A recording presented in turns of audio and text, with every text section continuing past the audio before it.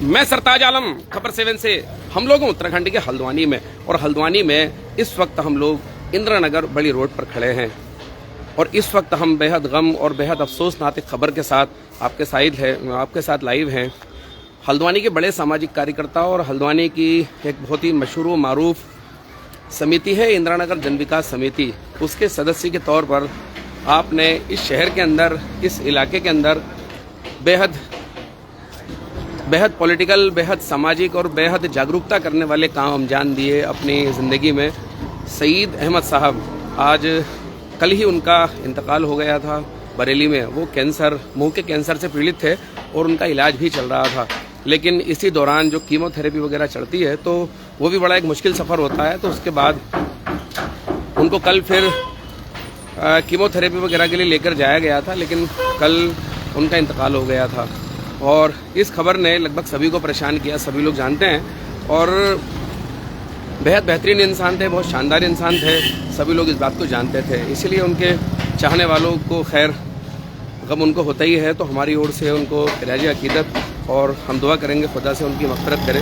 तो उनका जनाजा इस समय बड़ी मस्जिद इंदिरा नगर में पढ़ाया जा रहा है और हल्द्वानी की कब्रिस्तान में उनको सुपुर्द खाक किया जाएगा। तो चलिए मैं अंदर लेकर चलता हूँ आपको, जहाँ उनके जनाजे की नमाज भी हो रही है।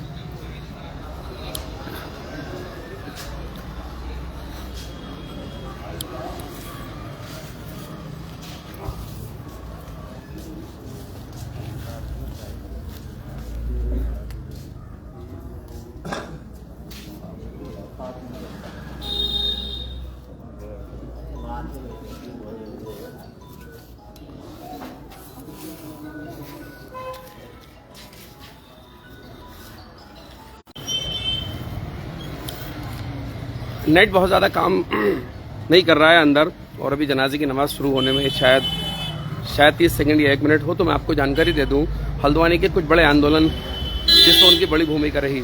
हल्द्वानी में गार्बेज की समस्या, यानी कि जिसको अवैध ट्रेंचिंग ग्राउंड के तौर पर हल्द्वानी में सभी लोग जानते हैं, और हल्द्वानी में कोई बच्चा नहीं होगा जो कि गोला बाईपास से गुजरा ना होगा।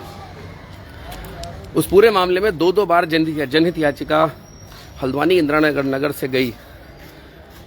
तो बड़ा रोल था इस पूरे मामले में लड़ाई लड़ने से। उसमें दर्जनों शिकायतें, दर्जनों आंदोलन, दर्जनों बार धरने उस सब में शामिल रहे। हल्द्वानी समेत कहना चाहिए कि पूरे ज़िले का जो सबसे बड़ा विद्यालय है वो इंदिरा नगर में ही है। इंदिरा नगर का प्राइमरी विद्यालय है, एक छोटी रोड बड़ी रोड से मिलते हुए राजकीय इंटर कॉलेज बनभूलपुरा इंदिरा नगर के ठीक बराबर में 500 बच्चे वहाँ पर पढ़ते हैं। लेकिन वो बिल्डिंग जर्जर घोषित हो गई, और उसके बाद उसको बनाने वाला एकदम कोई जैसा नया था, लावारिस।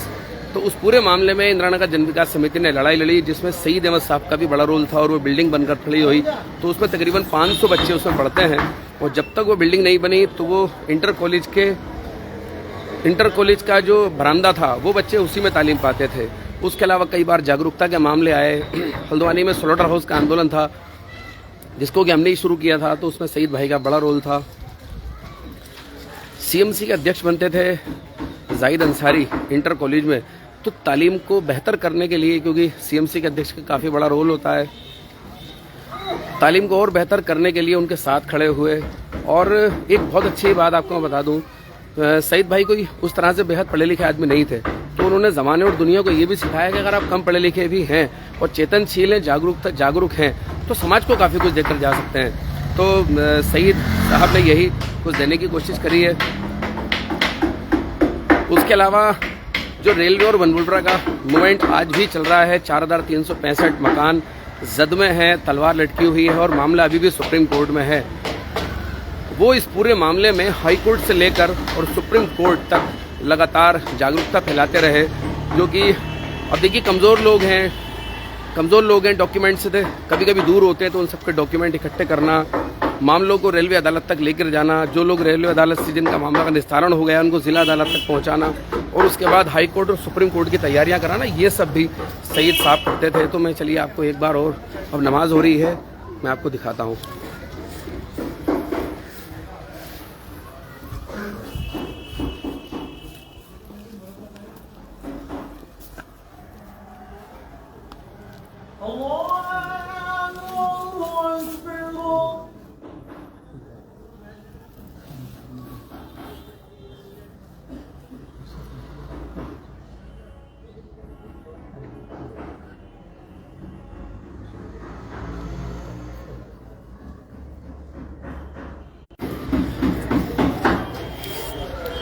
जनाजे की नमाज ये थोड़ी सी आपको नज़र आई होगी क्योंकि अंदर नेट नहीं काम कर रहा था।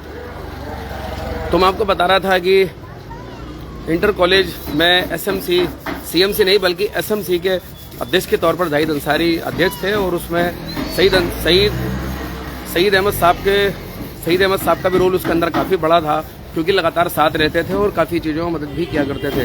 और मैं आपको बता दूं इस समिति की ये तीसरे सक्रिय सदस्य दुनिया से गए हैं। जाहिद अंसारी साहब जो कि इस समिति के अध्यक्ष थे, इरफान और आज ये सईद अहमद। तो ये बड़ा एक शहर का एक अलग तरह का नुकसान हो रहा है। और ये जिनकी मैं बात कर रहा हूँ, पता नहीं आप इनको सोशल मीडिया पर कितना जानते हो, क्योंकि अमूमन मैंने देखा है आज सामाजिक कार्यकर्ता के तौर पर वो भी बहुत ज़्यादा मशहूर व मारूफ होते हैं कि जो बहुत मशहूर चेहरा होते हैं या वो बहुत ज़्यादा रिच होते हैं। लेकिन सईद अहमद साहब ने इस धारा को भी तोड़ा था। मेरे साथ यहाँ पर बात करने के लिए तस्लीम अंसारी है। तस्लीम अंसारी, खबर 7 के लाइव पर बड़ा स्वागत है। और आज वो दिन है जो कि हम सबके साथ साथ शहर का भी नुकसान है, सईद अहमद साहब का जाना। देखिए, हमने अपनी टीम का आज एक बहुत महत्वपूर्ण जो स्तंभ कहते हैं ना हिंदी में, पिलर, वो खो दिया। जबड़े में उनके कैंसर हो गया था, बरेली में कामयाब सर्जरी हो गई थी, लेकिन क्योंकि शरीर में शायद उतना दम नहीं था कि कीमोथेरेपी और उसके बाद के जो ट्रीटमेंट होते हैं कैंसर का बिल्कुल खात्मा करने के लिए, उसको शायद वो बर्दाश्त नहीं कर सके। और लगभग ट्रीटमेंट के लास्ट में, अभी मुश्किल से हफ्ता भर का उनका ट्रीटमेंट बाकी रह गया था, वो नहीं बर्दाश्त कर सके और संभवतः उसी वजह से उनकी जान चली गई।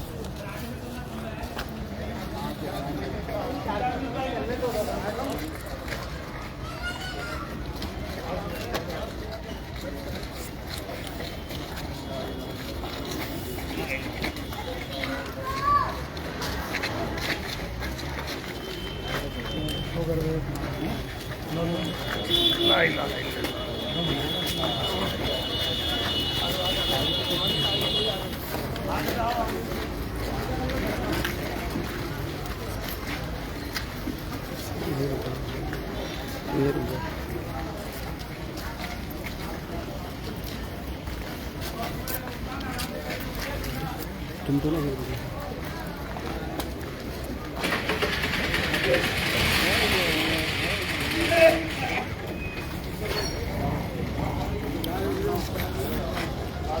सईद अहमद साहब अपने पीछे बेटी और बड़ी बेटी है और छोटा बेटा, बेटी है उनकी, ग्रेजुएशन कर रही है। बेटा है 13 साल का और पत्नी है। तो ये उसके अलावा भाई भी हैं सब लोग, तो भरा पूरा परिवार अपने पीछे छोड़कर गए हैं। तस्लीम अंसारी, मैं बात को जारी रखूंगा। जनाजे का रास्ता भी लंबा है जी तस्लीम अंसारी। देखिए, मैं यही कह रहा था कि इसमें ऐसी किसी ने सोचा भी नहीं होगा कि ऐसे किसी मोहल्ले की किसी गुमनाम गली में कोई ऐसा दर्जी का काम करने वाला एक मामूली सा आदमी होगा, अपने इलाके की इतनी बड़ी बड़ी समस्याओं को लेकर के एक संगठन बनाएगा, उसमें सहयोग करेगा और हाईकोर्ट में ले जाकर के खड़ा हो जाएगा और इतनी मजबूत लड़ाई लड़ेगा। हम जैसे लोगों के पीछे हमें हौसला देने वालों ऐसे लोगों की पूरी एक टीम है, जिसमें जाहिद भाई का अब से 3 साल पहले इंतकाल हुआ। उनके भी कहीं ना कहीं कोई कैंसर की दिक्कत थी और उनकी सर्जरी हुई, जिसके बाद लॉकडाउन आया और लॉकडाउन में उनको कीमोथेरेपी नहीं मिल सकी। उसके बाद अब ये सईद भाई, इनको भी वही दिक्कत हुई और सर्जरी हुई। और कीमोथेरेपी जैसे जो ट्रीटमेंट होता है उसके लिए शरीर में बहुत जान चाहिए होती है, जैसा कि जानकारों ने बताया। ये लास्ट लगभग कीमोथेरेपी हो चुकी थी और लेकिन परसों जब ये बरेली गए अपनी कीमोथेरेपी के लिए तो इनको वहाँ एडमिट किया गया और उसी दौरान अचानक से इनकी तबीयत बिगड़ी और दुनिया से चले गए। तो तो ये आप देख सकते हैं, ये आप देख सकते हैं समिति के सदस्य इनके हैं काफी लोग, आप इनको देख सकते हैं। मेरे साथ यहाँ पर आसिफ भी है, मैं आसिफ से बात करूंगा। और मेरे साथ यहाँ पर इस समिति के मौजूदा अध्यक्ष भी है इरशाद अंसारी साहब, आपकी समिति के एक अहम सदस्य चले गए और ये मतलब सिलसिला जो है आपके कई लोग चले गए हैं, तो ये सिलसिला आज वो रुका नहीं है और आज उनका आखिरी सफर है, जनाजा उनका जा रहा है शहीद भाई का।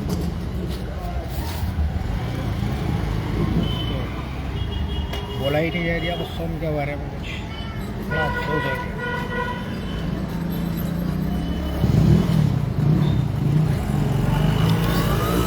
तो साथियों देखो, ये समिति के सदस्य हैं। तस्लीम अंसारी को आप बोलते हुए देख रहे थे, वो इतना बोल नहीं रहे थे कि जितना उनकी जबान लड़खड़ा रही थी। ये वही तस्लीम अंसारी हैं जो रोजाना मेरे साथ मतलब घंटों हम लोग बात कर सकते हैं तमाम मुद्दों पर और लोगों को जागरूक भी करते हैं, सूचनाएं देते हैं, खबरें देते हैं। लेकिन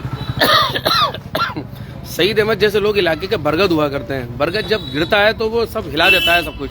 तो यहाँ अताउल्ला खान भी है मेरे साथ। अताउल्ला खान, सईद अहमद साहब जैसे लोग आपके बीच से चले गए।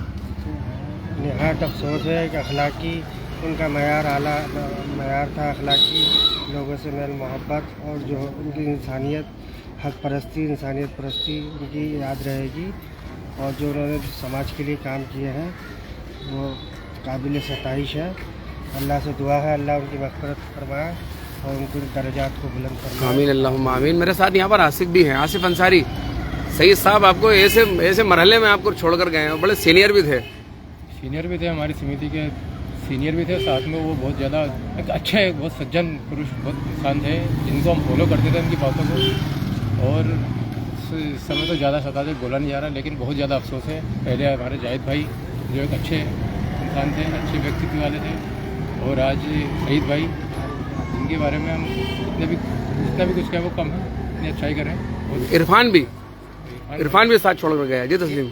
इरफान, इन दोनों जाहिद भाई और सईद भाई के मुकाबले इरफान एक कम उम्र था, इन दोनों की उम्र में। हाँ बिल्कुल, वो सईद भाई और जाहिद भाई ये लोग बचपन के दोस्त थे। ये दोनों लोग जो गए हैं 3 साल के गैप में, दोनों लोग चले गए, सेम बीमारी से गए हैं, सेम कैरेक्टर था लगभग। निहायत शरीफ आदमी, बोलने में इतनी सहजता थी उनकी, अपनी बात को बड़े प्यार से समझा देते थे, कह देते थे। दोनों की बड़ी गहरी दोस्ती थी। अच्छा तस्लीम, कोरोना के बाद से हम लोग देख रहे हैं लगातार कि हल्द्वानी के बड़े नगीने और बड़े हीरो लोग जा रहे हैं हल्द्वानी से। मैं ये देख रहा हूँ, चाहे वो एडवोकेट समी साहब रहे हो, यासीन खान साहब रहे हो, या अगर हम इंदिरा नगर की जमीन पर बात करें पिछले 30-40 सालों में जिन्होंने बहुत अच्छा काम किया कुछ लोगों ने, उनमें इस तरह के लोग भी धीरे धीरे जा रहे हैं। ऐसे बहुत सारे लोग दुनिया से तेजी से जा रहे हैं, लेकिन अफसोस की, दुख की बात यह है कि उनकी जगह भरने वाले लोग अभी तक हमारी नज़र में नहीं आ रहे हैं कहीं। देखिए, शोर शराबा तो बहुत हो जाता है, किसी के भी नाम का शोर शराबा हो सकता है, लेकिन जेन्युइन काम करने वाले लोगों की तलाश में पिछले 8 साल से हूँ, बहुत कम लोग मेरे हाथ में आए। और मेरे ख्याल से सईद भाई जैसे लोग वो थे जो वार्ड मेंबर्स पर या नेताओं पर या राजनीतिक दलों के लोगों से हटकर काम करते थे। और मतलब उनका ये मानना होता था कि सारा काम इन पर नहीं छोड़ा जाएगा, कुछ काम हम भी करेंगे। वो लोग हैं जिनको ना तो खरीदा जा सकता है, ना डराकर तोड़ा जा सकता है। अब जरा इमेजिन कीजिए, जिस प्राइमरी स्कूल के एक जर्जर भवन के लिए लड़ाई शुरू हुई और कुछ साल लगे, हालांकि प्राइमरी स्कूल बन गया, और जब वो वजूद में आया और उसका लोकार्पण हुआ, पता ये चला कि वो जिले का सबसे बड़ा विद्यालय था। जिस समय वो एक इंटर कॉलेज के उसमें हॉल में 370 बच्चे थे, लेकिन जब विद्यालय की बिल्डिंग का लोकार्पण हुआ और उसके लिए लड़ने वाले लोगों को एक तरफ किसी तरह किया गया, खैर वो सब दूसरी चीज़ें हैं, मैं उनमें नहीं जाना चाह रहा। जब फिर ये पता चला कि ये इस इंदिरा नगर में वो जिले का सबसे बड़ा स्कूल था। मतलब कहाँ है गौर, मतलब बच्चों, सरकारी स्कूलों में स्कूल बच्चों को तरस रहे हैं। हाँ, और यहाँ बच्चों 500 बच्चे विद्यालय को बिल्डिंग को तरस रहे थे। कितनी बड़ी लड़ाई, वो कितनी कामयाब लड़ाई साबित हुई। ट्रेंचिंग ग्राउंड, कोई सोच सकता है कि ऐसे कहीं गली में रहने वाला कोई ऐसे सीधा साधा सा आदमी, एक निकलेगा, 2 निकलेंगे, 17-18 लोग इकट्ठे होंगे और एक संगठन बनाएंगे, और इस समस्या जिसपे कि पूरे एडमिनिस्ट्रेशन की नज़र नहीं है, नज़र सबकी है लेकिन नज़रअंदाज किया गया। पूरा शहर इतना बड़ा हल्द्वानी, पढ़े लिखे लोगों का शहर है, सारे के सारे लोग उसको ऐसे नज़रअंदाज किए बैठे हैं। इतना हैवी पोल्यूशन हो रहा है कि स्टेट का सबसे बड़ा ट्रेंचिंग ग्राउंड यहाँ पर है। उस लड़ाई को लेकर के ऐसे गरीब मामूली से पढ़े लिखे लोग सड़कों पर आंदोलन करेंगे, भूख हड़ताल करेंगे और हाईकोर्ट चले जाएंगे, तो ये थोड़ी सी ध्यान देने वाली बात है कि ऐसे लोगों की जगह हम कैसे भरेंगे। बिल्कुल, बेशक, सही बात। चलिए, बहुत बहुत शुक्रिया। तो साथियों, जनाजा कब्रिस्तान जा रहा है और मैं समिति से जुड़े लोगों से यहाँ पर बात कर रहा था। तो साथियों, हमारा भी सलाम है सईद भाई को, खबर 7 की ओर से खिराजी अकीदत है, बल्कि इनको लाल सलाम कहा जाता है, कम्युनिस्टों में कहते हैं लाल सलाम। तो बड़ा मुबारक माना जाता है। और हम दुआ करेंगे सईद अहमद साहब की मग़फ़िरत हो, उनको खुदा जन्नत में आला से आला मक़ाम अता फरमाए, उनके घर परिवार और उनके चाहने वालों को सब्र अता फरमाए। और सईद भाई के जो छूटे हुए काम रह गए हैं, जिनको वो लगातार कर रहे थे, उनके साथियों को उसको पुरजोर तरीके से करने की तौफीक अता फरमाए। हम तो ये भी कहेंगे और हम तो ये दुआ करेंगे कि सईद भाई जैसे लोगों की जगह भरे। हालांकि आज जो हालात हैं वो कुछ और ही बयानी करते हैं, क्योंकि आज जो उम्मीद की जाती है, विशेषकर कुछ लोगों से उम्मीद की जाती है, लेकिन वो हम देखते हैं कि वो जहाँ कहीं मुश्किलें आती हैं तो वहाँ फिर पीछे हट जाते हैं कई बार। लेकिन सईद भाई जैसे लोग, कई बार मुश्किलें आती थी। जब कोई आप आंदोलन करते हैं, चाहे वो जागरूकता फैलाने के लिए ही आंदोलन हो, कोरोना में दर्जनों बार जागरूकता फैलाने के मामले आए, निकल पड़ते थे। त्योहारों के मौके पर जागरूकता फैलाने के मामले आते हैं तो निकल पड़ते थे। तो इस तरह की शख्सियत थी कुछ इनकी। तो बाकी साथियों, आप दुआ करें उनके लिए, और हमारी ओर से उनको सलाम है। साथियों, मैं चलता हूँ। मैं आपका दोस्त, आपका भाई, मैं सरताज आलम, खबर 7 हल्द्वानी।